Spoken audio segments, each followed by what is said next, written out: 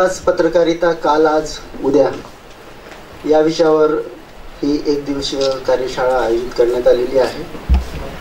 पूर्वीची पत्रकारिता, कालची पत्रकारिता कशी होती, आजची पत्रकारिता काय आहे आणि भविष्यात उद्याची पत्रकारिता नेमकी कशी असेल या विषयावरती आपण उहापोह करणार आहोत, मंथन करणार आहोत. डॉक्टर सुधीर भटकर सरांना विनंती करतो की आजच्या कार्यक्रमाचे अध्यक्ष आणि उद्घाटक आमचे पालक, विद्यापीठाचे कुलगुरू आदरणीय माहेश्वरी सरांचं स्वागत. माध्यमशास्त्र प्रशालेचे संचालक भटकर सरांना विनंती करतो की त्यांनी त्यांचं स्वागत करायचं. जरी आपला घर असलं तरी सुद्धा आज औपचारिकरित्या आजच्या या विकास पत्रकारितेवर मार्गदर्शन करण्यासाठी वक्ते म्हणून उपस्थित असलेले विभागीय माहिती कार्यालय नाशिकचे उपसंचालक आदरणीय किरण मोघे सर आज उपस्थित आहेत. मी आदरणीय कुलगुरू सरांना विनंती करतो की त्यांनी मोघे सरांचं स्वागत करावं.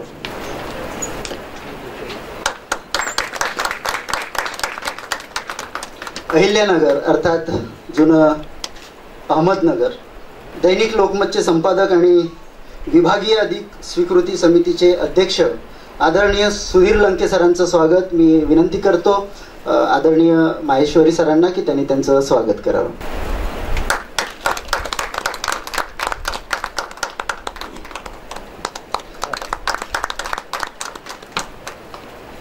जिल्हा माहिती अधिकारी युवराज पाटील सरांचंही स्वागत आदरणीय माहेश्वरी सरांनी करावं अशी मी विनंती करतो. विद्यापीठाचे जनसंपर्क अधिकारी डॉक्टर सुनील पाटील सर यांचं स्वागत सूर्यकांत देशमुख यांनी करावं. विद्यापीठाचे कुलगुरू महोदय आदरणीय माहेश्वरी सरांचं स्वागत जिल्हा शासनाच्या वतीने करणार आहेत.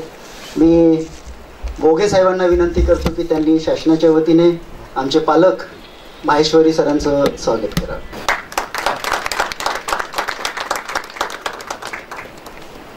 धन्यवाद. खरं म्हणजे ह्या कार्यशाळेचा एक दुसरा भाग म्हणून विद्यापीठाचे जनसंपर्क अधिकारी डॉक्टर कलेक्टर महोदयांचे श्रेय सहाय्यक मिलिंद बुवा हे उपस्थित आहेत. मी डॉक्टर सुधीर भटकर सरांना विनंती करतो की त्यांनी त्यांचं स्वागत करावं.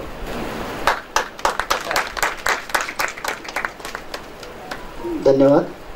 विद्यापीठाचे जनसंपर्क अधिकारी डॉक्टर सुनील पाटील सर हे 31 मार्चला सेवानिवृत्त होत आहेत. खरं तर या विभागाची आणि त्यांची एक नाळ जुळलेली आहे आणि म्हणून सेवापूर्ती निमित्त या माध्यमशास्त्र प्रशालेच्या वतीने आम्ही त्यांचा एक छोटेखानी सत्कार करू इच्छितो. मी माननीय कुलगुरू महोदयांना विनंती करतो की त्यांनी त्यांचा सत्कार करावा. शाल, श्रीफळ, स्मृतिचिन्ह देऊन.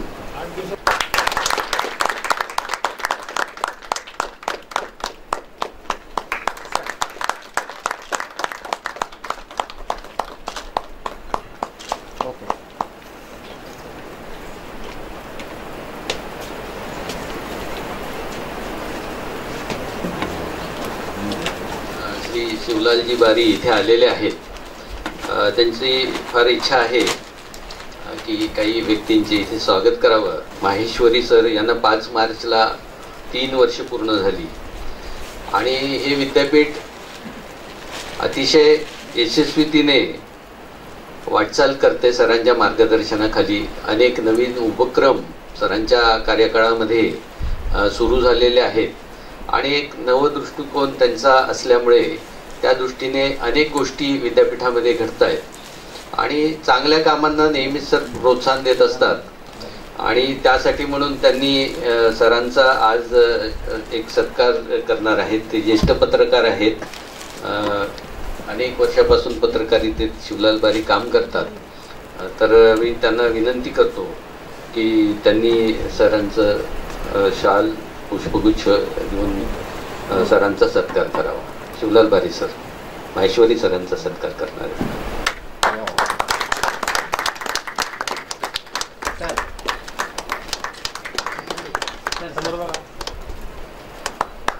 शिवलाल बारी सर पत्रकारितेत आहेत अनेक वर्ष. म्हणजे मी जेव्हा बातमीदाराला सुरुवात केली त्यावेळेला ते होते. त्यांनी मला बऱ्याच गोष्टी शिकवलेल्या आहेत पत्रकारितेच्या आज इथे मोगे साहेब आलेले आहेत. मोगे सरांचाही एक सत्कार बारी सर करतायत.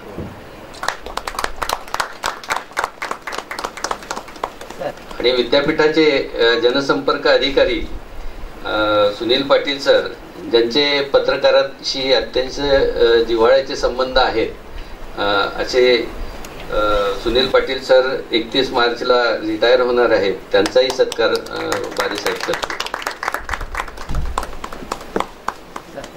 धन्यवाद बारी साहेब. लंके सर अधिस्वीकृती समितीचे अध्यक्ष आणि दैनिक लोकमतचे संपादक अहिल्यानगरच्या लंके सर इथे आहेत. त्यांचाही सत्कार बारी सर करतायत. आपलं मिलिंद बुवांचाही सत्कार करतायत.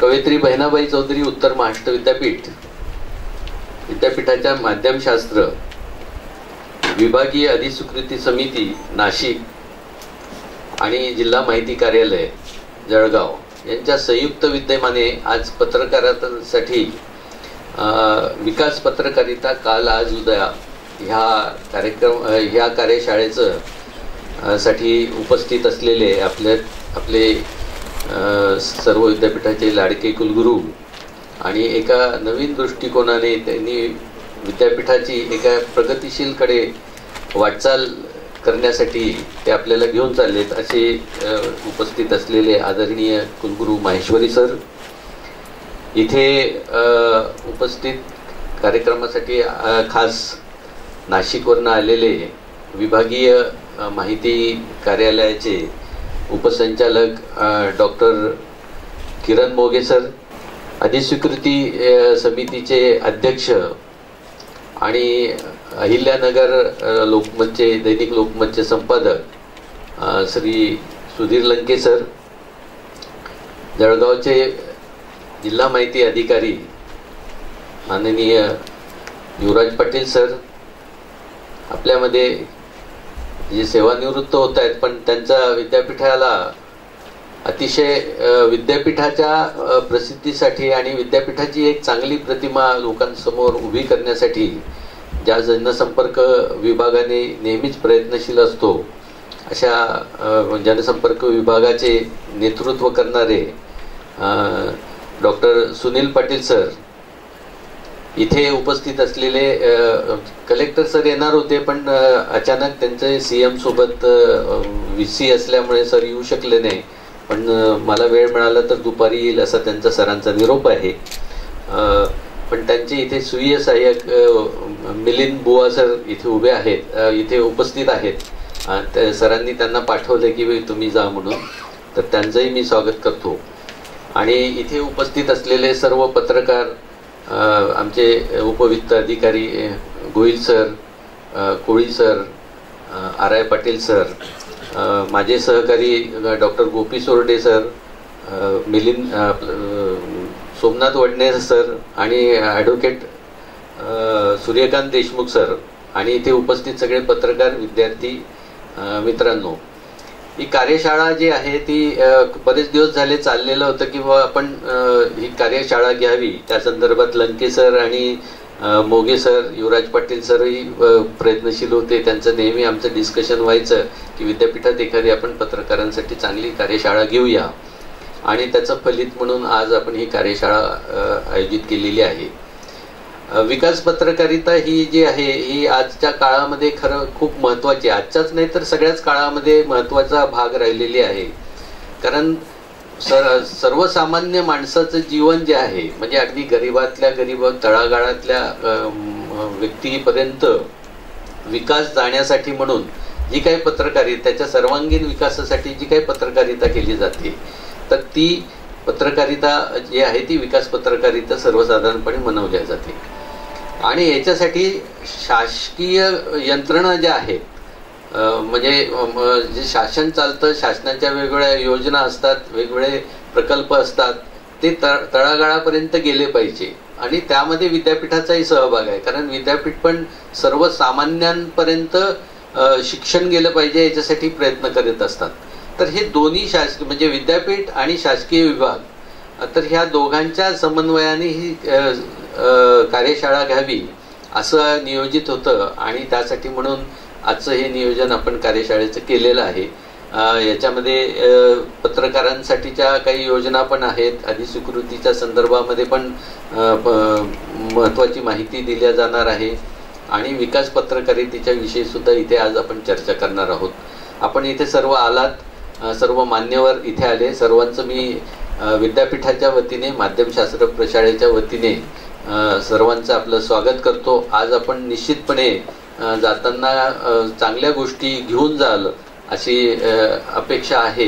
यानंतर मी आदरणीय कुलगुरू महोदय VL माहेश्वरी सरांना विनंती करतो की त्यांनी उद्घाटन मनोगत व्यक्त करावं. विकास पत्रकारिता का उद्या या कार्यशाळेच्या उद्घाटन प्रसंगी आमच्यावर उपस्थित असलेले श्रीयुत किरण मोघेजी, श्रीयुत लंकेजी, श्रीयुत युवराज पाटीलजी, श्रीयुत मिलिंदजी, माझे सहकारी डॉक्टर सुनील पाटील, डॉक्टर पटकर, विद्यापीठातील माझे सहकारी समोर बसलेले आणि उपस्थित बंधू भगिनी, मला वाटतं की एक अत्यंत महत्वाची अशी कार्यशाळा आहे. त्याची थोडीशी कारण मीमांसा किंवा विश्लेषण आपण करूया. तर सगळ्यांना माहिती आहे की प्रसार माध्यमे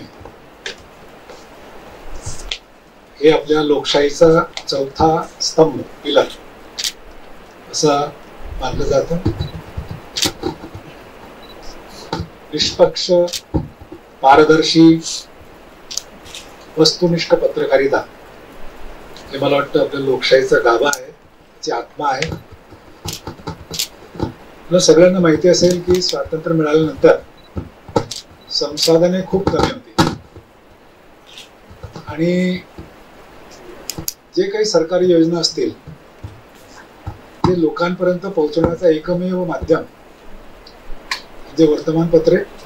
कॉलनीमध्ये 5-7 घरांमध्ये एक वर्तमानपत्र यायचं, तर सगळे मिळून वाचायचे.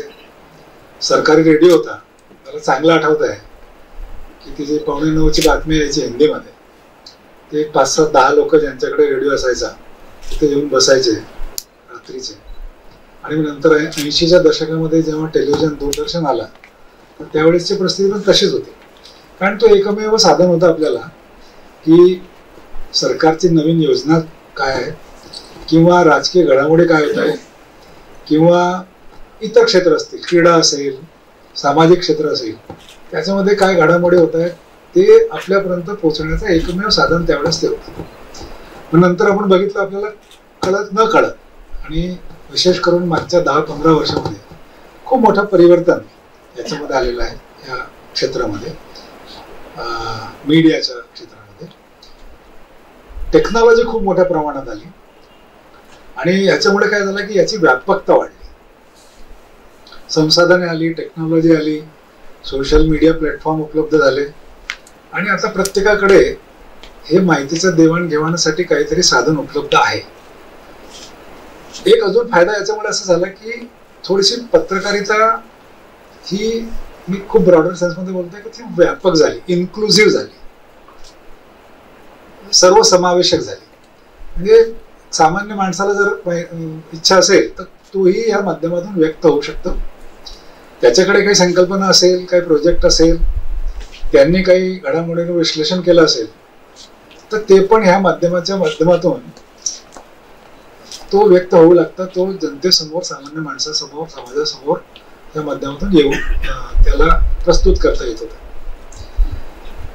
विकास पत्रकारिता म्हणजे माझ्या हिशोबाने, मला श्रीयुत मोघेजींनी आत्ताच सांगितलं की सरकारी योजना ते सरकारच्या, राज्य सरकारच्या पातळीवर असो, केंद्र सरकारच्या पातळीवर असो किंवा आमच्यासारखी एक छोटीशी संस्था, विद्यापीठ या पातळीवर का असो, जे काही आमची योजना आपण विद्यापीठ आखतं ते आमच्या सगळ्या घटकांपर्यंत पोहोचवणं म्हणजे मला वाटतं एक चॅलेंज आहे, एक आव्हान आहे. बरेच प्रयत्न करूनही आणि दरवर्षी त्याच्यामध्ये एकतर काहीतरी ऍडिशन होतं, काहीतरी डिलिशन होतं. आम्ही बरेच प्रयत्न करूनही मला असं जाणवलं आणि मला माझ्या विद्यापीठाच्या लेवलवरून हे लक्षात येतं की सरकारला काय याच्यामध्ये अडचणी येत असतील. त्यांचा कॅनव्हास मोठा आहे आम्ही असं बघतोय की आम्ही जे विद्यार्थी कल्याणच्या योजना असतील, विद्यार्थ्यांपर्यंत चांगल्या पद्धतीने पोहोचावे याच्यासाठी आम्हाला खूप प्रयत्न करावा लागतात, तरी सुद्धा ते पोहोचत नाही. मला वाटतं त्या दृष्टिकोनातून पत्रकार बंधूंना जे काही सरकारी योजना असेल त्यांना त्याची माहिती अवगत करून देणे आणि त्यांच्या माध्यमातून मग जनसामान्यापर्यंत ती माहिती पोहोचवणे, हे मला वाटतं की ब्रॉडर सेन्समध्ये आजच्या कार्यशाळेचा उद्दिष्ट आहे आणि खूप चांगलं उद्दिष्ट आहे. छोट्या लेवलवर आपले काही समाजाचे प्रश्न असतील, काही सामाजिक प्रश्न असतील, पर्यावरण विषयक काही प्रश्न असतील, त्याच्यावर चर्चा घडवून आणणे आणि त्या माध्यमातून काही सोल्युशन निघतं का, त्या माध्यमातून काही आपल्याला समाधान देता येतं का. कारण सोल्युशन असा काही नाही आहे की ते IAS अफसरलाच कळतं असं नाही. सामान्य माणूस सुद्धा एखादा चांगला प्रपोजल, एक चांगला साधा सोपा सोल्युशन देऊ शकतो. मला चांगलं आठवतंय की परदेशी विद्यापीठामध्ये ती विद्यापीठ मोठी असतात, आपल्यासारखं अफिलिएटिंग सिस्टम नाही, पर्टिक्युलरली अमेरिकेमध्ये ते रेसिडेन्शियल विद्यापीठ असतं. विद्यापीठाच्या कॅम्पसमध्ये 20-25 हजार मुलं असणं एक सामान्य गोष्ट आहे. किंबहुना असं म्हटलं तरी चालेल की तो गाव, तो शहर त्या विद्यापीठाच्या नावानेच ओळखला जातो. त्या गावातल्या, त्या शहरातल्या प्रत्येक गोष्टीवर त्या विद्यापीठाचा प्रभाव असतो.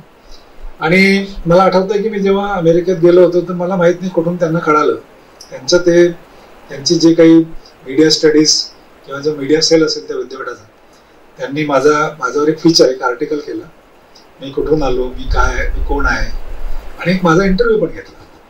तुम्ही बघा की त्यांचे प्रश्न कसे होते. मला चांगलं आठवतंय की त्यांनी मला विचारलं होतं की उच्च शिक्षणामध्ये भारतामध्ये काय परिस्थिती आहे, मग केंद्र सरकारच्या काही योजना आहेत का, काही फंडिंग देते का, विद्यार्थ्यांना रिसर्च करण्यासाठी काही फेलोशिप असतात का. तर जेव्हा मी सांगितलं त्यांना की आमच्याकडे आहे, असं आमच्याकडे विविध विभाग आहेत, त्या माध्यमातून जर मला रिसर्च करायचं असेल तर मी प्रपोजल सबमिट करतो, मला ग्रांट मिळते. विद्यार्थ्यांना राष्ट्रीय स्तरावर एक परीक्षा घेतली जाते, त्या माध्यमातून फेलोशिप दिली जाते, NET, नॅशनल एलिजिबिलिटी टेस्ट. त्यांनी शालेय शिक्षणाबद्दल विचारलं. आपल्याला माहिती असेल की अमेरिकेमध्ये ओबेसिटी, म्हणजे लठ्ठपणा विद्यार्थ्यांमध्ये खास करून एक मोठी समस्या आहे. त्याबद्दल त्यांनी विचारलं की तुमच्याकडे काय परिस्थिती आहे, तुमची मुलं विज्ञान आणि मॅथमॅटिक्स, गणितमध्ये एवढे हुशार कसे असतात. आमच्या DNA मध्ये म्हटलं. आणि हे लठ्ठपणा कसं आमच्याकडे, त्यांच्याकडे कसं आहे, फास्ट फूड, म्हणजे शाळेमध्ये एक खूप मोठा कॅन्टीन ही अनिवार्य आहे, हे कंपल्सरी आहे. तर मी म्हटलं त्यांना, त्यावेळेस म्हटलं होतं की आमच्याकडे असं कॅन्टीन वगैरे शाळेमध्ये क्वचित असतं, त्या आता इंग्रजी माध्यमांच्या शाळेमध्ये असू शकतात, पण मी जिथे शिकलो तिथे कॅन्टीन वगैरे असं काही नावाची गोष्ट नव्हती. आणि मग ते काय, मुलांना मग तुम्ही कसं, म्हणजे जर भूक लागली तर काय करणार. म्हटलं आई सकाळी उठून डबा तयार करते, पोळी भाजी कंपल्सरी आहे. आणि that is the secret key आमच्या मुलांमध्ये अजून ते लठ्ठपणा आलेलं नाही. आता आपण तिकडे जातोय ती वेगळी गोष्ट. मला म्हणायचं असं आहे की छोट्या छोट्या गोष्टीमुळे आपसात चर्चा होते, एक सकारात्मक चर्चा आपण ज्याला म्हणूया. आणि त्या माध्यमातून आम्ही एका ऑबर्न म्हणून एका अमेरिकन काउंटीमध्ये गेलो होतो. तर तिथे त्यांनी आम्हाला 4 लोकांना तिथली जी आपली जशी महानगरपालिका आहे तिथल्या स्टेशनमध्ये आम्हाला घेऊन गेलं की कशा प्रकारे चर्चा होते विकासाच्या मुद्द्यावर. एखादे फ्लायओव्हर करायचं का, मग काय मग एखाद्या ठिकाणी शॉपिंग कॉम्प्लेक्स बांधायचं का, किंवा जे आपला सॉलिड वेस्ट निघतं घरामधून, कचरा निघतो, त्याची विल्हेवाट कशी करायची, किंवा यावर्षी प्लांटेशनचा काय ड्राईव्ह करायचं, काय उद्दिष्ट ठेवायचं. आणि ह्या माध्यमातून काहीतरी दिशानिर्देश, काहीतरी डायरेक्शन त्या लोकल गव्हर्नमेंट बॉडीला, वरच्या स्तरावर स्टेट गव्हर्नमेंटला आणि मग सेंटरलाही आपण देऊ शकतो. तर मला वाटतं की खूप चांगला विषय घेऊन आज आपण इथे एकत्रित झालेलो आहोत. सरकारच्या योजना आहेतच, पण लोकल लेवलवर, शहराच्या लेवलवर, जिल्ह्याच्या लेवलवर सुद्धा आपल्याला काही अशा योजनांवर चर्चा करता येते. आणि त्या माध्यमातून जर काही निष्कर्ष निघत असेल तर ते सरकारपर्यंत पोहोचण्याचं काम देखील या माध्यमातून होऊ शकतो. मी या कार्यशाळेला माझ्या शुभेच्छा देतो. धन्यवाद सर. मी आमच्या सगळ्यांच्या समोर ही कृत्रिम बुद्धी प्रशासनात कसं वापरलं जातं आणि त्याला मीडियाचा काय फायदा होतो या संदर्भात ते प्रेझेंटेशन करते. आजच्या या कार्यक्रमासाठी विशेष उपस्थिती दर्शवलेले आणि आपल्या व्यस्त वेळातून वेळ काढून उपस्थित असलेले, काहीतरी नवीन तंत्रज्ञान शिकू पाहणारे ज्येष्ठ पत्रकार महोदय, त्याचबरोबर उद्याचे होऊ घातलेले पत्रकार महोदय, आपलं सर्वांचं या जिल्हा प्रशासनाद्वारे आणि विद्यापीठाद्वारे आयोजित या कार्यक्रमामध्ये सर्वांचं स्वागत. आता कृत्रिम बुद्धिमत्ता आणि पत्रकारिता किंवा कृत्रिम बुद्धिमत्ता म्हणजे नेमकं काय, तर आपण खूपदा हा शब्द ऐकतोय की कृत्रिम बुद्धिमत्ता AI दिवसातल्या बराच कालावधीमध्ये आपल्याला AI हा शब्द कानावर ऐकायला पडतो. कुठलाही नवीन शब्द ऐकल्यानंतर त्याच्या दोनच गोष्टी असतात, एकतर आपण चटकन त्याच्याजवळ जातो, एकतर चटकन त्याचा काहीतरी विरोध करतो, किंवा त्याच्या परिपूर्ण माहिती नसल्यामुळे दोन्हींपैकी एक काहीतरी गोष्ट होते की नेमकं हे आपल्याकरता चांगलं असेल, वाईट असेल, यातनं आपला काही फायदा होईल, किंवा आपण जे पेरिफेरीत असतो मग तो पेरिफेरी समाज असू शकतो, विद्यार्थ्यांचा एक ग्रुप असू शकतो, एखाद्या कार्यालयाचा एखादा म्हणजे जसं शासकीय कर्मचारी हा एक ग्रुप असतो, तर त्यांना असं वाटतं की अरे यातनं माझा नेमकं फायदा काय किंवा लॉस काय, आणि मग कुठून तरी काहीतरी ऐकून आलेलं जो काही विषय आहे तोच आपण तो कंटिन्यू करण्याचा प्रयत्न करतो की यामुळे माझ्या नोकरी जाईल का, यामुळे सगळं ऑटोमेटेड होऊन आता आमची काही गरजच उरणार नाही का, किंवा मग अतिरिक्त असं की बस ही बिलकुल जादूची छडी आहे, मला आता काही करायचं नाही, AI माझ्या कॉम्प्युटरला लोड केला की तो माझं सगळं काम करेल, मी बसत झोपेतून 8 वाजता उठेल, चहा नाश्ता करेल, कुठेतरी एक बटन दाबेल, सायंकाळी 5 वाजता माझा जो काही माझ्या अधिकाऱ्यांना सबमिट करायचा रिपोर्ट आहे किंवा संपादक महोदयांना द्यायची जी माझी 4 बातम्या आहेत त्या एकदम बिलकुल रेडी राहतील आणि ते बिलकुल उद्याच्या अंकात छापून येतील की उद्याला माझा रिपोर्ट एक कार्यालयीन कर्मचारी म्हणून सबमिट झालेला असेल. तर असंही आहे का, तर तसंही नाही. AI हा तुमचा एक सहाय्यक आहे, एक बुद्धिमत्ता असलेला सहाय्यक की जो तुमच्या दैनंदिन कामात, दैनंदिन गरजांमध्ये तुम्हाला एक मदत करतो. तर सहाय्यक म्हणाल तर कसं, जसं उदाहरणार्थ आपल्यापैकी बऱ्याचशा मंडळींकडे 4 व्हीलर आहे, आपण त्यावर वाहन चालक ठेवतो. आपल्याला गाडी चालवता येते का, तर गाडी चालवता येते म्हणूनच आपण कधी काळी ती गाडी घेतली, परंतु आपल्या कामाच्या व्यस्ततेमुळे बऱ्याचदा फोन्स इतके असतात, त्यावर इन्स्ट्रक्शन द्यायचे असतात किंवा घ्यायचे असतात, किंवा कुठेतरी जाऊन आता जसं लंकेसर आता अहिल्यानगरहून इथे आले असतील, त्यांना इथे येईपर्यंत त्यांच्या विषयाचा काहीतरी अभ्यास करायचा असेल, किंवा इकडून जाताना परत पुढच्या कुठल्या तरी कार्यक्रमाचा अभ्यास करायचा असेल, किंवा त्यांच्या डोक्यात नियोजन असेल की आपण या विषयात आज काल जी घटना घडली याच्याबद्दल आपण आपला संपादकीय लेखामध्ये काय लिहायला हवं, ते विचार करण्याकरता त्यांना वेळ अपेक्षित असतो. अशा वेळेकरता मग संपादक महोदयांनी त्यांच्याकडे त्यांच्या वाहनावर एखादा वाहन चालक ठेवला असेल, तो झाला त्यांचा सहाय्यक. समजा आपण एखाद्या ठिकाणी काम करतो तर तिथे आपल्याला ज्युनियर एखादी व्यक्ती असते, ती आपल्याला कुठेतरी स्टॅपलर मारायला मदत करते, कुठेतरी कागद मोजायला मदत करते, कुठेतरी झेरॉक्स करून द्यायला मदत करते. तर हे झालं सहाय्य. आपणही कुणाला तरी करत असतो आपल्या दैनंदिन कामकाजामध्ये. घरी थोडंसं काही लोक असतील यातले की घरी थोडी भाजी वगैरे चिरून द्यायला मदत करत असतील, काहीतरी किराणा आणून द्यायला मदत करत असतील, तर ही पण एक प्रकारची सहाय्यता झाली. तीच सहाय्यता म्हणजे कृत्रिम बुद्धिमत्ता. याच्या व्यतिरिक्त काही नाही. आपल्या कामामध्ये चांगल्या पद्धतीने बुद्धीचा, कौशल्याचा वापर करून, आता तुम्ही म्हणाल हे तर मग रोबोट पण करत होतो, परंतु रोबोटकडे स्वतःची अशी बुद्धिमत्ता काही नव्हती. तुम्ही त्यात जे इनपुट केलेलं आहे तेच ते करत होते. तर त्याचा रोबोटचा एक सोपं उदाहरण तुमच्या माझ्या जीवनातलं जुन्या लोकांना माहिती असेल ते म्हणजे कार्बन. कार्बन हा पण AIचाच प्रकार आहे. तुम्हाला 4 वेळा लिहायचंय, त्याच्याऐवजी 3 कॉपीज टाकल्या, कार्बनचे कागद टाकले, 4 तुमचे प्रती तयार झाल्या. ही पण एक तुमच्या कामामध्ये सहाय्यताच होती. पण त्याला स्वतंत्र काही बुद्धी होती का? नाही. तुम्ही जे लिहित होता त्याच्या 3 तशाच्या तशा तुमच्या स्वतःच्या हस्ताक्षरातल्या प्रती तो उमटवून देत होता. त्यातनं थोडंसं टेक्नॉलॉजी वाढून तुमचं टाईपरायटर आलं, मराठी आलं, इंग्रजी आलं, त्यानंतर आता संगणक आलं. संगणकात असं होतं की आपण स्वतःच काहीतरी टाईप केलेलं जे आहे, तुम्हाला पाहिजे असेल 10 प्रती तर 10 प्रती, लँडस्केप तर लँडस्केप, पोर्ट्रेट तर पोर्ट्रेट, एक्सेल तर एक्सेल, वर्ड तर वर्ड, जे असेल ते तुम्ही जे काही इनपुट दिलंय ते तसं प्रिंट करून देण्याची त्याची क्षमता आहे. तुम्ही म्हणाल 10 प्रिंट, 10, 100 तर 100, 1 तर 1. त्यातलं पुढचं व्हर्जन म्हणजे AI. तर आता कृत्रिम बुद्धिमत्ता म्हणजे नेमकं काय? तर आपलं जे डेटा आहे वेगवेगळ्या विषयामध्ये, प्रत्येक गोष्टीमध्ये आपण आपल्याला माहिती असेल की प्रत्येक गोष्टीचा एक डेटा असतो. ज्या डेटावर काम करून त्यातनं काहीतरी आउटपुट आपण तयार करतो, जे आपण म्हणतो की थोडक्यात आपल्या मराठीतून एक म्हणत आहे की शितावरून भाताची परीक्षा. तर तसं प्रत्येक गोष्टीचा अभ्यास करण्याकरता आपण तेवढा पूर्ण हे विचार करत नाही की समजा आता विद्यापीठाची शैक्षणिक गुणवत्ता काय, तर त्याच्याकरता आपण प्रत्येक विद्यार्थ्याला जाऊन भेटणार नाही. तर गेल्या वर्षाचं जे काही आपले गुणवत्ता यादी असेल किंवा मार्कशीट असेल त्याच्यावरून आपण निश्चितपणे सांगू शकू की या विद्यापीठातला 100% विद्यार्थी हे उत्तीर्ण आहेत. या विद्यापीठातील पहिले आलेले प्रत्येक प्रशाळेतील विद्यार्थी हे साधारणतः 70 ते 75 गुण घेऊन उत्तीर्ण झालेले आहेत.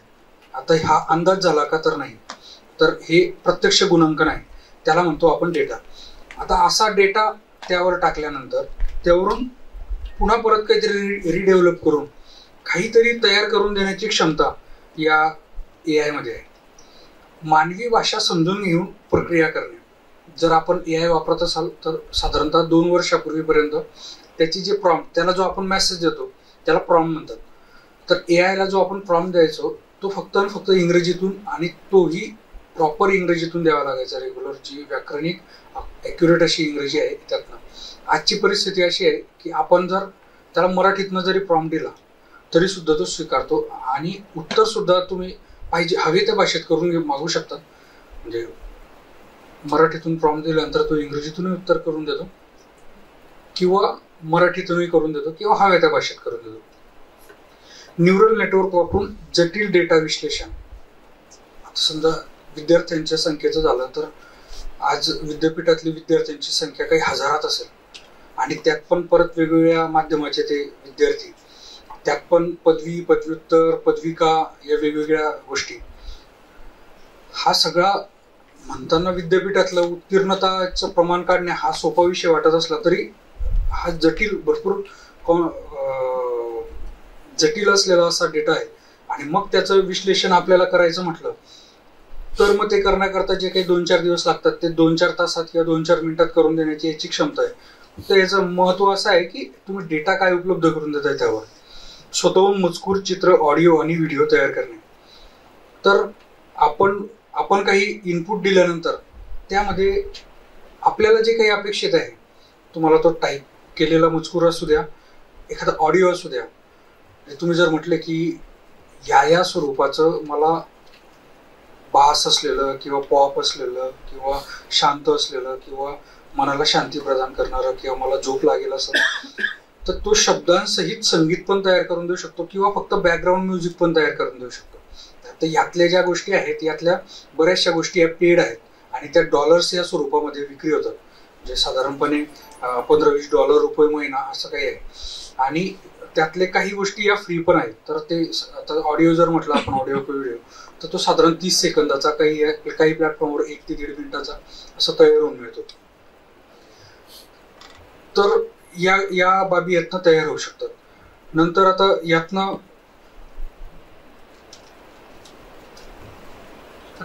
काय होऊ शकतं, तर आता जसं मजकुरासाठी तर स्वयंचलित लेखनासाठी AI GPT-4 आहे किंवा गुगलचं जेमिनी आहे.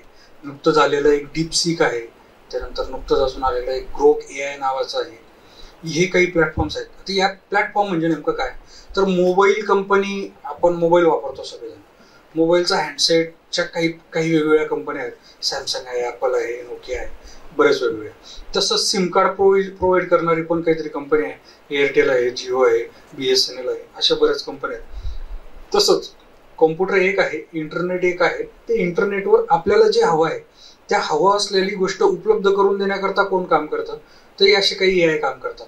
मग त्या AI मध्ये समजा मजकुरासाठी GPT-4, गुगल जेमिनी आहे, तर आपल्याला जो अपेक्षित आउटपुट मिळवायचा आहे तो यातनं मिळू शकतो. मग त्यात पण काही लोक काही ठराविक गोष्टींमध्ये चांगले असतात, काही प्लॅटफॉर्म काही ठराविक गोष्टी चांगल्या उपलब्ध करून देऊ शकतात. तर ते आपण प्रत्यक्ष वापरातून आपण समजून घेऊ शकतो की आपल्यासाठी काय चांगलं आहे. नंतर भाषांतर आणि ऑडिओ टू टेक्स्ट रूपांतरणासाठी Whisper AI. काय होतं की बऱ्याचदा आपलं भाषांतर एखादी चांगला आर्टिकल किंवा चांगली बातमी आपल्याला वाचायची आहे, परंतु तितकं आपलं त्यातली जी शब्दकोश आहे किंवा त्यातलं जे त्या शब्दांचं भांडार आहे ते प्रत्यक्ष जसंच्या तसं आपल्याला तितकं न उमजल्यामुळे त्यातला जो मर्म आहे, जे लेखक सांगू पाहतो किंवा आपल्याला समजवू पाहतो, ते कळत नाही. तर ते कळण्यासाठी असे काही प्लॅटफॉर्म आपण वापरू शकतो की मग तो त्याचा भावार्थ आपल्याला उलगडवून दाखवेल, की इंग्रजी जे फ्रेजेस आहेत त्या तशाच्या तशा सेम भावार्थ देऊ शकतील अशा मराठीतनं भाषांतरित करून आपल्याला उपलब्ध करून देऊ शकेल. यासाठी विस्पर AI काम करतं. नंतर डेली मिड जर्नी नावाचे काही ॲप आहेत जे प्रतिमा तयार करण्यासाठी उपयुक्त आहेत. आता यातले हे जे आहेत हे सगळे वेब पोर्टल म्हणून पण आहेत, सगळे ॲप म्हणून पण आहेत. सगळेच जे प्लॅटफॉर्म आहेत ते जवळपास त्याला चार्जेस आहेत. त्यातले काही सुरुवातीच्या गोष्टी दाखवण्याकरता तो फ्रीमधून आपल्याला उपलब्ध करून देतो. तो फ्रीचा प्रश्न असा आहे की जितकं डेव्हलप त्याचं उत्तर असायला हवं तितकं डेव्हलप तो देत नाही. त्यामुळे साधारणपणे चांगलं आउटपुट मिळण्याकरता जे त्या क्षेत्रातले तज्ज्ञ लोक आहेत ते साधारणपणे परचेस प्लॅटफॉर्मचा वापर करतात. पण मग जे फ्री आहे ते चुकीचं उत्तर देतं का? तर तसंही काही नाही. त्याचंही एक म्हणजे समजा तुम्हाला 100% जर का उत्तर परचेसमधून मिळत असेल तर एक साधारण 75 ते 80% उत्तर फ्रीमध्ये मिळू शकतं. आता AI वापरणारे महत्वाचे प्लॅटफॉर्मची जे आपण चर्चा करत होतो तर ती काय, तर चॅटबॉट्स आणि व्हर्च्युअल असिस्टंट. चॅटबॉट म्हणजे थोडक्यात काय, तर आपण जे व्हॉट्सअपचे मेसेज एकमेकाला करतो, तर मला जर DIO साहेबांना मेसेज करायचा असेल तर त्यांचा नंबर माझ्याकडे काहीतरी सेव्ह असतो 8888 आणि मग तिथे दिसतं DIO युवराज पाटील. मी त्यांना मेसेज करतो, साहेब आज 10 वाजता आपण बोलू शकते का? ते तिकडून रिप्लाय करता, होय. हे झालं 2 व्यक्तीतलं संभाषण. चॅटबॉट म्हणजे काय, तर तुम्ही संपर्क साधताय त्या प्लॅटफॉर्मशी.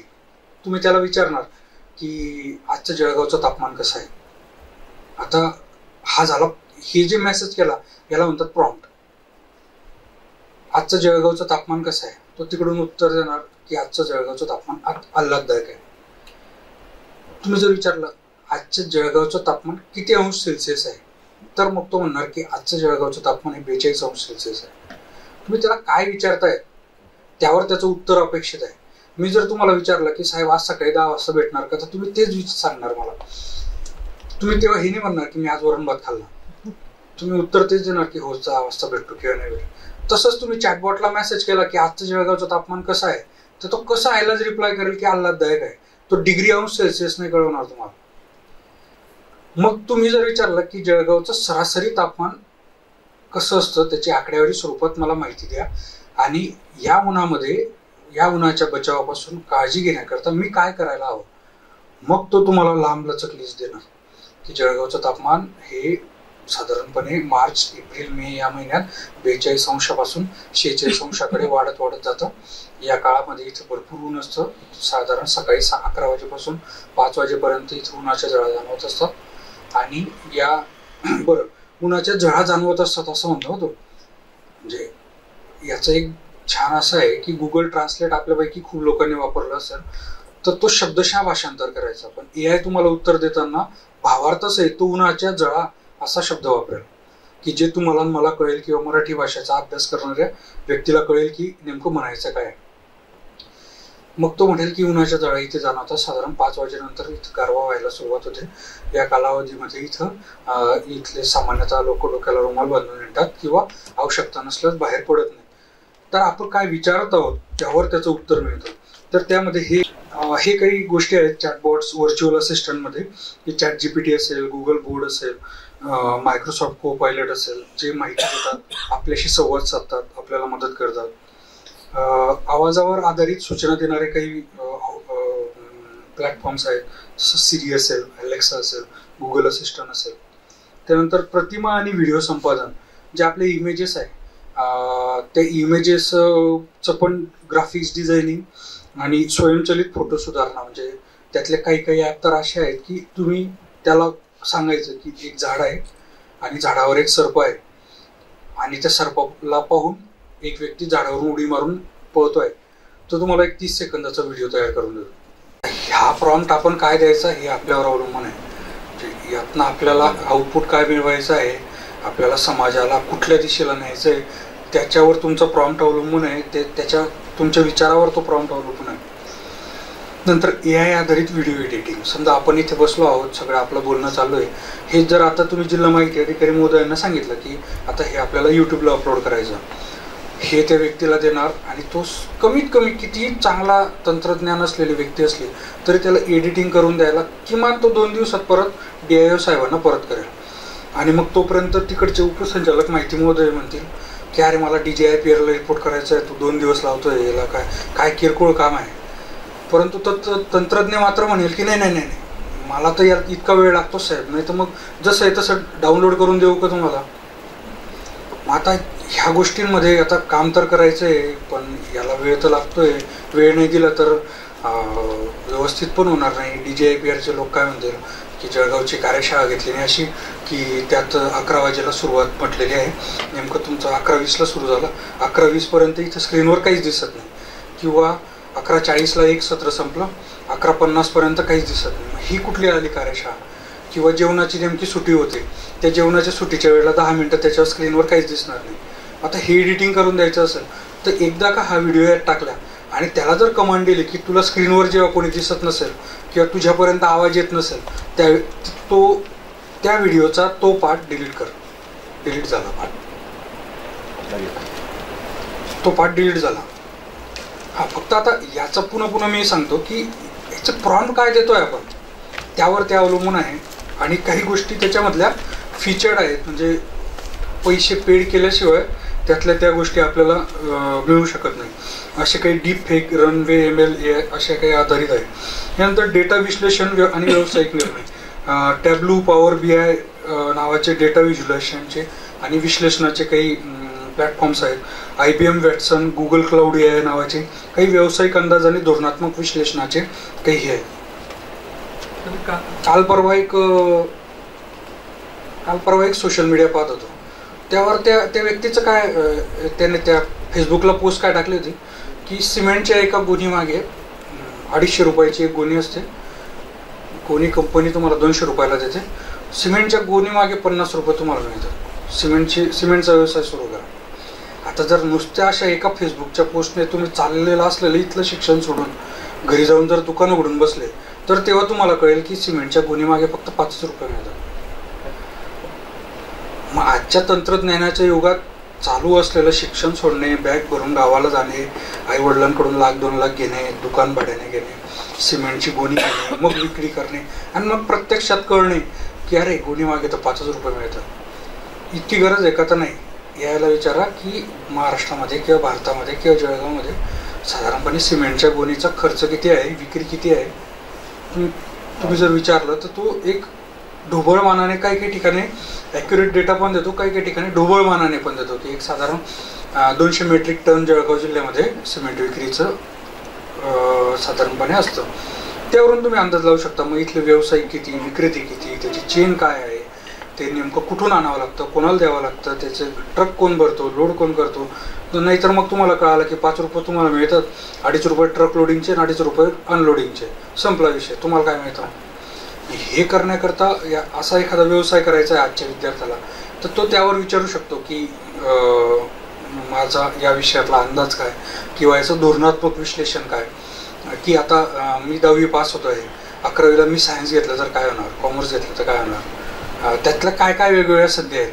बऱ्याचदा असं व्हायचं की आता आपल्यातल्या बऱ्याचशा ज्येष्ठ लोकांना माहिती असेल की आमच्या पिढीमध्ये असं होतं की आपल्या घरात कोणतरी एक अधिकच शिकलेली व्यक्ती असायची आणि मग ते काका, मामा, दादा, आत्या हे लोक जे सांगणार ताई की तू आता विज्ञानाला जा किंवा तू आता कलेला की प्रवेश घे, सरळ आपल्याला तोच एक मार्ग असायचा. परंतु यामध्ये तुम्हाला कुणीतरी सहाय्यक आहे, कुणीतरी मदतनीस आहे, कुणीतरी मार्गदर्शक आहे.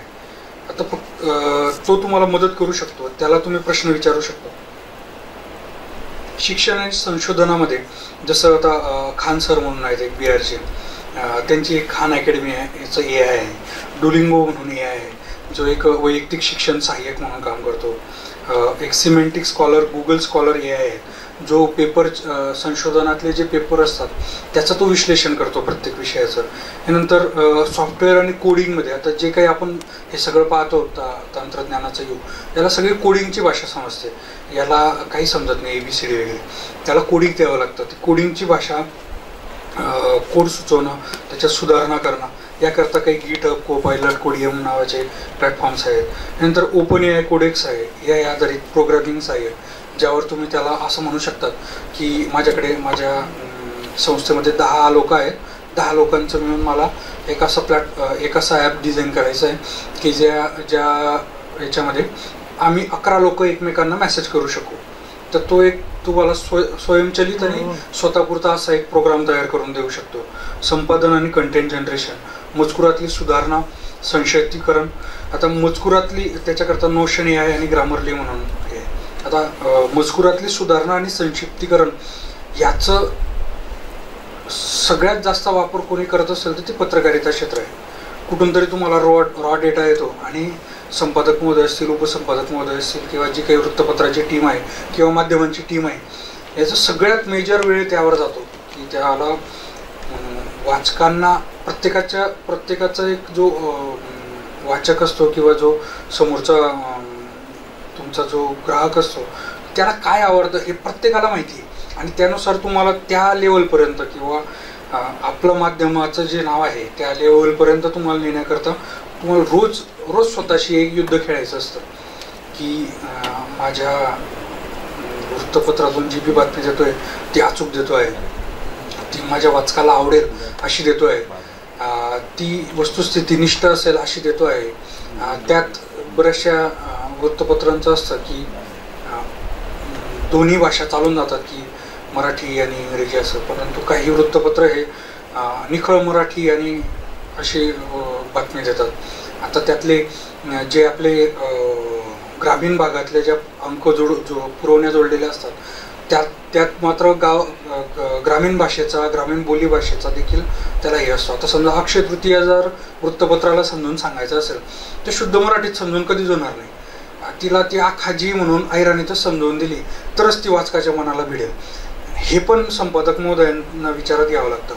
तर ह्या गोष्टींकरता, वृत्तपत्र प्रतिनिधींकरता हे अत्यंत असे उपयुक्त ठरू शकणारा असा एक AI टूल आहे.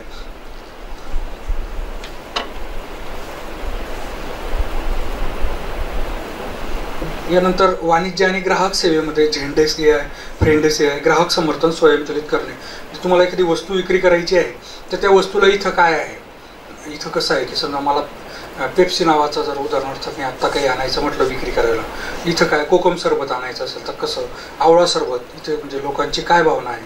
उगं नाही तर मी 2-4 कोटीची फॅक्टरी तयार करायची आणि नंतर कळायचं की अमुक भागामध्ये आवळा हा निषिद्ध समजला जातो, की मग ती सामाजिक प्रथा असेल किंवा वैद्यकीय त्या लोकांमधली असलेली माहिती असेल. अशा बऱ्याचशा गोष्टी असतात की आपल्याला म्हणजे एखाद्या गोष्टीला एखाद्या ठिकाणी मान्यता असते. उदाहरणार्थ आपण जर म्हटलो आता जळगाव म्हटलं तर वांगे जे एकदम प्रसिद्ध, वांग्याचं भरीत अत्यंत प्रसिद्ध. आपल्याकडे वांग्याचं भरीत आठवड्यात तर किमान एकदा आवडीने खाणारा व्यक्ती आहे. परंतु ते जर तुम्ही उत्तर भारतात गेलात तर वांगे हे फारसे जेवणात घेतले जात नाही, म्हणजे लोक टाळतात.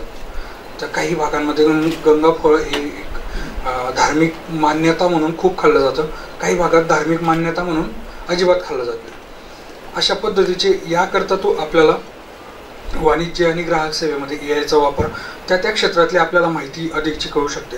आरोग्य आणि वैद्यकीय सेवेमध्ये IBM Watson health, Google deep mind, आता बेबीलोन हेल्थ ही आरोग्यविषयक निदान संशोधन आणि आरोग्य तपासणीसाठी सहाय्यक म्हणून चॅटबोट कार्यरत आहेत. बरे आपण जर का मेट्रोपॉलिटन सिटीजमधल्या चांगल्या डॉक्टर्सकडे जर गेला तर आपण जेव्हा नंबर तिथं अपॉइंटमेंट घेतो तेव्हा त्यांच्याकडे जेव्हा आपला कॉन्टॅक्ट नंबर देतो तर त्यातले बरेचसे मेसेजची देवाणघेवाण जी ही अशाच AIच्या माध्यमातून आपल्याला सुरू असते. गेल्या 4-5 वर्षापासून आपल्या महाराष्ट्रात पण पुण्यातले किंवा मुंबईतले जे प्रथितीय वैद्यकीय तज्ज्ञ आहेत ते त्यांच्या क्षेत्रात गेल्या 4-5 वर्षापासून हे वापरत आहेत की तुम्हाला एक ऑटोमॅटेड सुंदर मेसेज येतो, hi Milind, how are you now feeling you. काही मराठीत पण यायला लागले आता. त्यात काय होतं की तुमचं एक वैयक्तिक रिलेशन स्टार्ट होतं की अरे मला माझ्या प्रकृतीबद्दल डॉक्टरांना चिंता आहे आणि त्यातल्या त्यात की ते इतके बिझी असताना आता यातनं होतं काय की डॉक्टर त्यांच्या कामात बिझी आहे, परंतु तो AI त्यांना मेसेज पाठवतोय. पेशंटला वाटलं की मला डॉक्टरांनी पाठवलं, त्याचा जो काही आजार आहे तो डॉक्टरांनी विचारल्यामुळे अंशतः अजून बरा झाला. आणि समजा त्याचा काही त्रास असेल, तो जेव्हा रिप्लाय करतो, डॉक्टर फ्री असतात तेव्हा डॉक्टर रिप्लाय त्याला परत करू शकतात की तुझा ताप जर वाटत असेल तर अमुक अमुक गोळ्या अशा दिवसातून एकदा दोनदा तीनदा काय ते घे. त्यातनं जे उद्देश आहे की रुग्ण बरा व्हावा, हा रुग्ण बरा व्हावा हा उद्देशही साध्य होतो. वाहतूक आणि ऑटोमेशनमध्ये Tesla autopilot, Waymo, Google Maps AI, Waze AI नावाचे काही प्लॅटफॉर्म्स कार्यरत आहे. आता टेस्लाच्या आणि गुगलच्या तर काही व्हेकल्स आहे की ज्या विदाऊट ड्रायव्हर आपल्या स्वतःच्या बुद्धीने समोर असलेले वाहतुकीचा अंदाज देऊन वाहन चालवू शकतात. संगीत आणि कला निर्मितीमध्ये आयवा, ॲम्पर म्युझिक, AI आधारित संगीत निर्मिती, डॅली, मिड जर्नी नावाचे AI आधारित कला आणि प्रतिमा निर्माणाचे काही प्लॅटफॉर्म्स आहेत. तर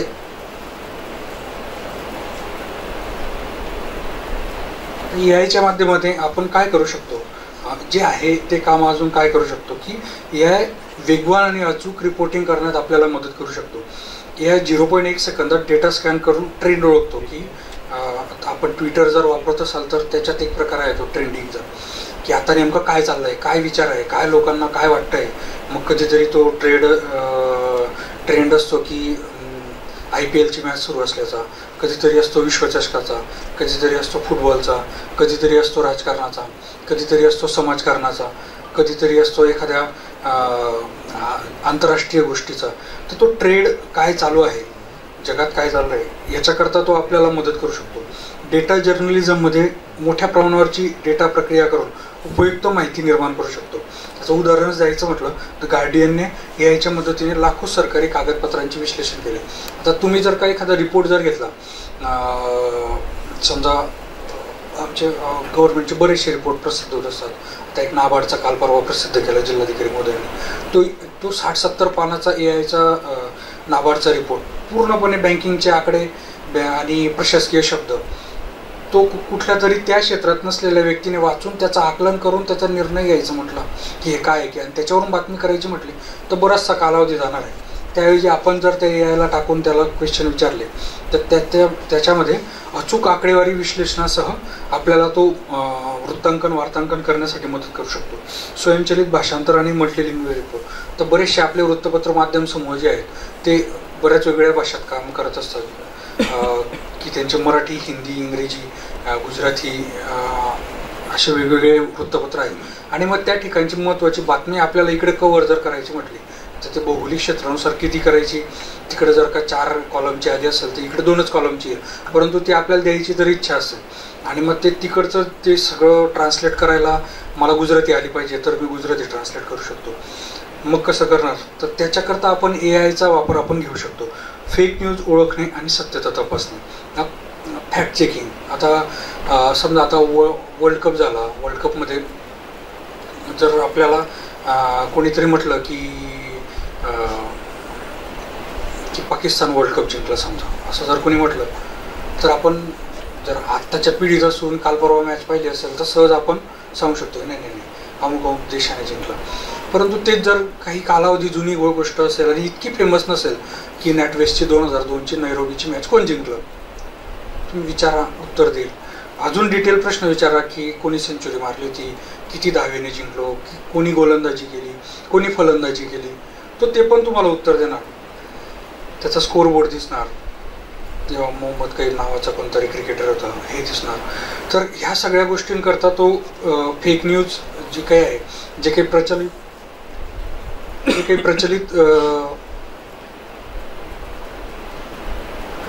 प्रचलित ज्या काही गोष्टी आहेत त्यातनं तो तुम्हाला खरं काय आणि खोटं काय हे आपल्याला नक्कीच सांगू शकतो. तर पत्रकारितेमध्ये AI वापरायचा म्हटला तर त्याचे काही फायदे आणि तोटेही असतील. प्रत्येक गोष्ट वापरण्याआधी आपण त्याचा फायदा काय आणि तोटा काय हे पण पाहतो. तो वेग, बातम्या तयार करण्याचा आणि संकलित करण्याचा वेग जो आहे तो प्रचंड प्रमाणामध्ये आपला वाढतो. म्हणजे जे काम आपल्याला करायला 2 तास लागत असतील तर ते साधारण 5-10 मिनिटात आपलं होऊ शकतं. फक्त इतकं आहे की एक मी कन्सेप्ट क्लिअर करून देऊ इच्छितो. नवीन होऊ घातलेल्या पत्रकारांच्या आणि यांच्या मनात की असं पण काहीतरी आहे की लोकांना असं वाटतं की बस एक बटन दाबलं की आउटपुट येईल. तितकंही सोपं नाही की तुम्ही प्रॉम्प्ट काय देतात, कधी देतात, कसं देतात, कुठल्या प्लॅटफॉर्मवर काय विचारतात. ऑडिओच्या प्लॅटफॉर्मवर जर आपण मजकूर तयार करून मागितला तर तो तसा तितका येणार नाही. हां, पण इतकं नक्की आहे की व्यवस्थित जर का दिलं, म्हणजे समजा मी कालची जर का बातमी मी AI वर तयार केलेली असेल, उदाहरणार्थ पुण्यश्लोक अहिल्यादेवी होळकर यांच्या जीवनचरित्रावर आधारित एक सांस्कृतिक कार्यक्रम DJIPRच्या वतीने जिल्हाधिकारी कार्यालयाच्या वतीने परवा एक आयोजित झाला. आता त्या कार्यक्रमाला समजा जिल्हाधिकारी महोदय उपस्थित होते, उपसंचालक माहिती महोदय उपस्थित होते आणि आजच्या कार्यक्रमाचं मी वार्तांकन करायचं म्हटलं, मला नाही आठवलं ऐन वेळेला की उपसंचालक माहिती महोदयांचं नाव काय किंवा माझ्याकडून श्री युवराज पाटील एवढंच लिहिलं गेलं आणि त्यांचं पदच टाकायचं राहून गेलं. तर तो जेव्हा मी हे वार्तांकन तयार करण्याकरता यायची मदत घेईल तर तो सरळ श्री युवराज पाटील जिल्हा माहिती अधिकारी जळगाव आणि मान्य श्री किरण मोघे उपसंचालक माहिती नाशिक विभाग नाशिक असं स्पष्टपणे लिहून देतो किंवा जिल्हाधिकारी जळगाव श्री आयुष प्रसाद उपस्थित होते. तर हे शॉर्टकट जे अनावधानाने होणारी जी आपली काही चूक असते ना की आपल्याला टाळायचं तर नव्हतं त्यांना, परंतु त्यावेळेत गडबडीत राहून गेलं किंवा त्यांचं नावच आठवलं नाही किंवा पदनामच आठवलं नाही किंवा त्यातलं एखादी गोष्ट राहून गेली की पत्रकारिता जसं एक नेहमीचं आपलं वाक्य आहे की पत्रकारिता हा लोकशाहीचा चौथा आधारभूत स्तंभ आहे. आपण 4 कॉलमचं खूप मोठं लिहिलं आणि हे लिहिलं नाही तर कुठंतरी चुकल्यासारखं वाटतं. त्या AI जनरेटेड बातमीमध्ये 100% हा शब्द येणार म्हणजे येणार, कारण पत्रकारिता म्हणजे एका नाण्याच्या 2 बाजू, पत्रकारिता आणि चौथा स्तंभ हे एकाच शब्दाचे 2 अजोड असे भाग आहेत. तर तो ऑटोमॅटेड तुम्ही AI जनरेटेड करून बातमी तयार करायची म्हटली की तो 100% येणार. असे काही अजोड शब्द, काही अजोड माहित्या ह्या निश्चितपणे त्याच्यात येणार. तुम्ही जळगाव त्याला विचारलं की तो कुठे ना कुठे केळी सांगणारच, गोल्ड सांगणारच, त्यानंतर वांगे, भरताचे वांगे हे सांगणारच, पद्मालय सांगणारच, मनुदेवी सांगणारच. असे अजोड माहित्या तो ऑटोमॅटिकली त्याच्याकडून देऊ शकतो. त्यात कमी खर्च, सहाय्यक म्हणून AI वापरल्यामध्ये संपादन आणि लेखनाचा खर्च कमी होतो. डेटा व्हिज्युअलायझेशन, मोठ्या डेटाचा संक्षेपित आणि एक आकर्षक आढावा आपल्याला यातनं मिळू शकतो. बऱ्याचदा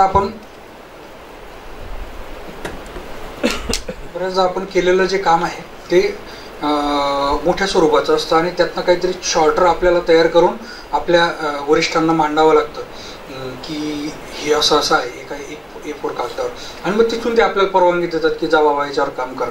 तर ते डेटा व्हिज्युअलायझेशन करण्याकरता AIचा आपल्याला चांगला उपयोग होऊ शकतो. आता याचे तोटे काय की AIने निर्माण केलेली सामग्री ही तटस्थ नसू शकते. तर आपलं पत्रकारिता म्हणजे तटस्थपणा हा एक मूलभूत गुण आहे, परंतु कधी कधी ते पूर्वग्रह दूषित किंवा बायस अशा पद्धतीचं गोष्टी AI आपल्याला दाखवू शकतो. ॲमेझॉनच्या AIने महिलांसाठी भेदभाव करणारे निर्णय म्हणजे काय घेतले ते की महिलांना पिंक आणि पुरुषांना ब्ल्यू, त्यांनी म्हणजे महिलांकरता ब्ल्यू कलरचे ड्रेसेस बनवले नाहीत आणि पुरुषांकरता पिंक कलरचे ड्रेसेस बनवले नाहीत. तर असे काही पूर्वग्रह दूषित गोष्टी होऊ शकतात. AI जनरेटेड कंटेंट हा अविश्वासार्ह असू शकतो. यामध्ये सिनेटने AI लेखनाच्या चुकीमुळे 100+ लेख सुधारले. यांचे हे जे वृत्तपत्र समूह आहे यांनी AIच्या मदतीने वार्तांकन करून प्रसिद्ध केलं आणि प्रसिद्ध केल्यानंतर वाचकांनी त्यांना माहिती पुरवली की आपलं जे हे पुरवलेले लेख आहेत हे चुकलेले आहेत.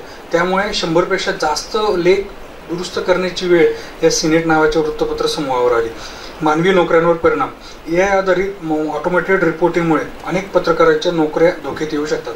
आता हे जे आहे हे एकदम असं ब्रॉड असं मोठं काहीतरी सांगणारं झालं. तर त्या तंत्रज्ञानाची सोबत करायची म्हटली आणि हातात हात घालून जायचं म्हटलं तर बऱ्याचशा ज्येष्ठ मंडळींना माहिती असेल की संगणक आलं तेव्हाही हाच विषय होता की लोकांच्या नोकऱ्या जातील. कोणी घरी गेलं नाही. संगणक अमुक शाखेमध्ये किंवा विद्यापीठाच्या अमुक सेक्टरमध्ये लागला म्हणून 4 कर्मचारी घरी गेले अशी बातमी एकही पेपरात आली नसेल. हे माझ्यापेक्षा आपल्याला चांगलं माहिती आहे. त्याच्यामुळे तंत्रज्ञानाचा हातात हात घेऊन आपण कसं जायचं तर हे आपण ठरवलं पाहिजे. आता जसं दुष्परिणाम, आता मी माझं एक उदाहरण सांगतो तुम्हाला की मला त्या फोनपे आणि गुगल पेची इतकी भीती वाटायची की हे कोणीतरी आपलं बटन दाबणार, 4 अंक दाबणार आणि आपले पैसे काढून घेणार. मी आत्ता मागच्या 4 महिन्यापर्यंत फोनपे आणि गुगल पे वापरलाच नाही. आणि मग नंतर पेपरला बातमी वाचली की तरी पण ते सायबर अरेस्ट सारखे प्रकार करतायत. आणि मग लक्षात आलं की आपण भिवून घाबरून हे तंत्रज्ञान वापरत नाही आहे.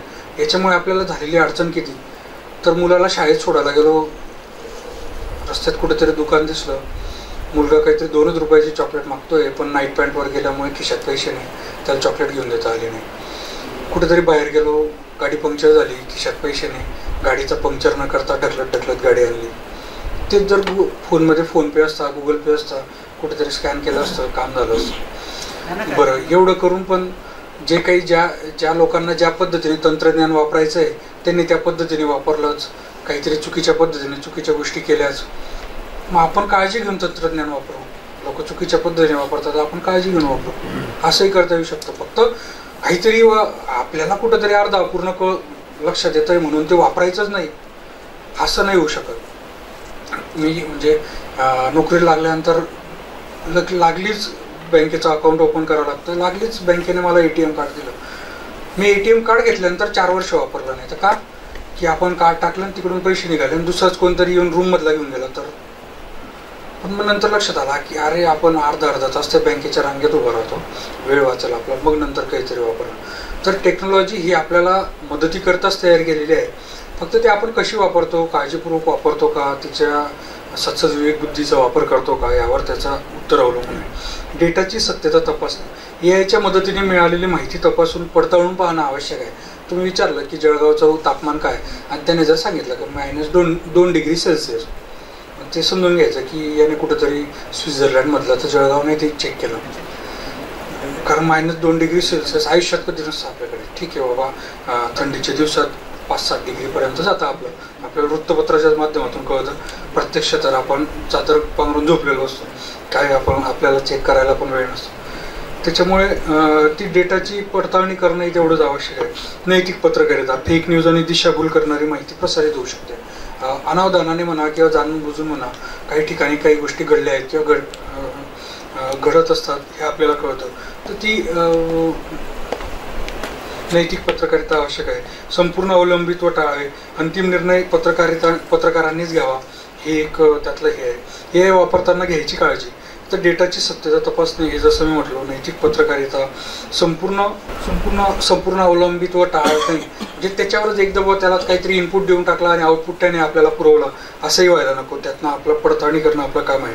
याचं उदाहरण म्हटलं तर BBC आणि रिचर्सने फक्त सहाय्यक म्हणून वापरण्याचा त्याचा निर्णय घेतला आहे. न्यूयॉर्क टाइमने AIवर 100% अवलंबून न राहण्याचं धोरण स्वीकारलं आहे. यात आव्हानं काय आहेत की आधी म्हटलं तसं AI आधारित फेक न्यूज आणि दिशाभूल करणारी काही बातमी येऊ शकते, की डीप फेक व्हिडिओमुळे चुकीची माहिती पसरू शकते, किंवा कंटेंट मॉनिटायझेशनचे आव्हान.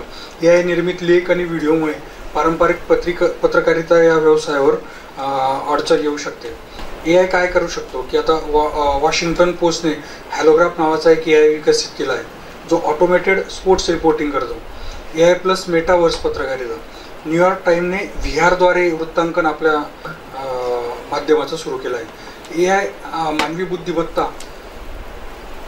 बुद्धिमत्तेमध्ये AIचा वापर करून त्याची सहाय्यता घेतल्यानंतर अत्यंत उत्कृष्ट दर्जाची अशी पत्रकारिता आपल्याला उपलब्ध होऊ शकते. आधीच म्हटल्याप्रमाणे AI सहाय्यक आहे, परंतु अंतिम निर्णय जो आहे तो आपल्याकडे आहे, मानवी तज्ज्ञांकडे आहे. नवीन कौशल्याचा विकास गरजेचा आहे. यासाठी पत्रकारांनी नवीन कौशल्य आत्मसात करणं आवश्यक आहे.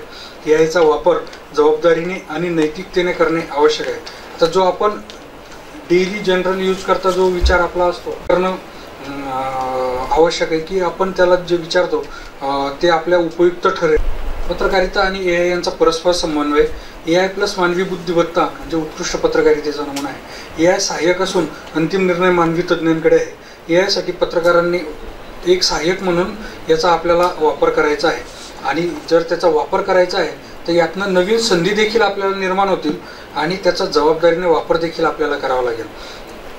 आता हे झालं समजा प्रशासकीय पत्रकारिता क्षेत्रामध्ये सुरू असलेला AI चा वापर आम्ही आमच्या क्षेत्रात कसा करतो, 1-2 मिनिटात आपल्याला सांगतो. याच्यामध्ये वेळ वाचवण्याकरता जनरली आणि निर्णय प्रक्रियेत सहाय्यासाठी आम्ही आमचा ह्याच्यामध्ये सध्या तरी वापर करतोय की त्याच्यामुळे वेळ आणि श्रम वाचून प्रक्रियेमध्ये सुधारणा होते. सरकारी कागदपत्रांचं धोरण आणि कायद्यांचं व्यवस्थापन अधिक सुलभतेने आम्ही करू शकतो. तर यात होतं काय की सर्व जे काही कायदे आणि अधिनियम आहेत ते आता आम्ही या जे 100 दिवस कार्यक्रम सुरू आहे या अंतर्गत सगळे संकलित केले आणि आमच्या जळगाव जिल्ह्याच्या जे काही शासकीय वेबसाईट आहे त्याच्यावर आम्ही अपलोड केले. यातनं झालं काय की मी माझ्या पुरतं जर शोधायचं म्हटलं, माझ्या पेनड्राईव्हमध्ये तयार होतं, माझ्याच पेनड्राईव्हमध्ये राहून जातं, माझ्याच कामात ते येतं.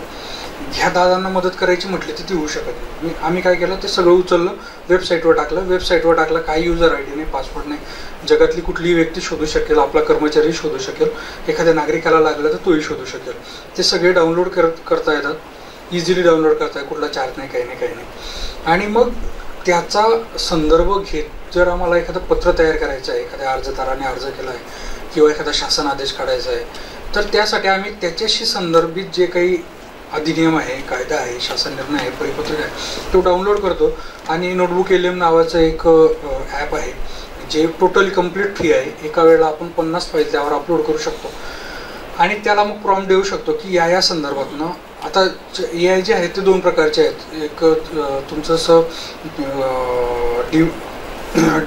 डीपसीक किंवा AI हे जगभरातली माहिती शोधतं. नोटबुक LM जे आहे, आपण जो संदर्भ टाकला त्यातनंच उत्तर देतं. मग आम्ही काय करतो की समजा एखाद्या विषयाशी निगडीत 4 मुद्दे टाकले. समजा आता निवडणूक आहे तर रिप्रेझेंटेटिव्ह RP ॲक्ट 1950 टाकला, 1951 टाकला. त्यानंतर समजा आमच्या रिटर्निंग ऑफिसर करताचं असलेलं हँडबुक टाकलं. त्याच्यानंतर ऑब्झर्वर सरांकरताचं असलेलं हँडबुक टाकलं. आणि त्याला जर प्रश्न विचारला की उदाहरणार्थ GMCMC कमिटी आहे, हिचं कार्य काय, हिच्या जबाबदाऱ्या काय, हिची कार्यपद्धती कशी असावी, तो सरळ एक उत्तर आपल्याला सुव्यवस्थित पद्धतीने तयार करून देणार.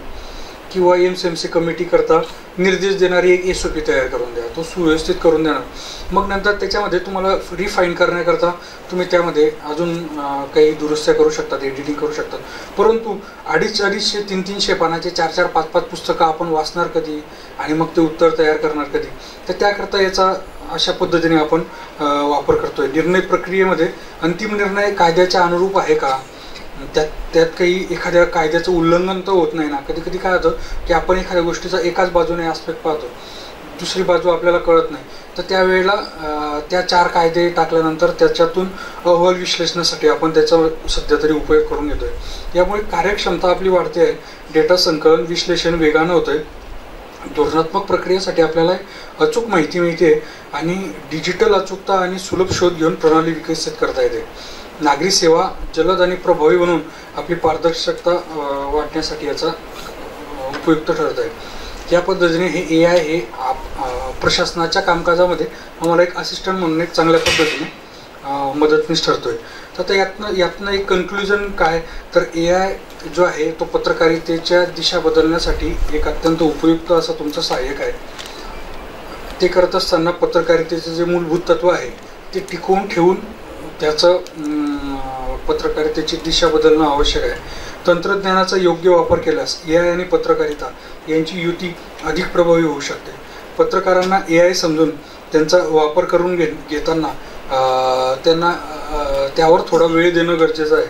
मानवी तत्वज्ञान, नैतिकता आणि AI यांचा समतोल साधल्यास पत्रकारितेचे भविष्य उज्ज्वल राहील, यात कुठलीही शंका नाही. समर्पक असं मार्गदर्शन केलं, माहिती दिली. कारण अलीकडच्या काळामध्ये आपण असं कुठलीच माहिती नाही की आपण ती उपलब्ध करू शकत नाही.